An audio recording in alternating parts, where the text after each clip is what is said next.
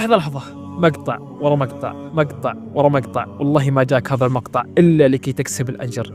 رب كلمة أن تقولها وتعلم بها الناس ممكن أن تدخلك إلى الجنة، تحسبها هينة ولكن عند الله عظيمة. يقول النبي صلى الله عليه وسلم: أحب الكلام إلى الله أربع: سبحان الله، والحمد لله، ولا إله إلا الله، والله أكبر. بمن علمتك وانشر كما قال النبي صلى الله عليه وسلم: إن الدال على الخير كفاعله. ولا تنسوا إخواننا في فلسطين وغزة وفي كل مكان من الدعاء.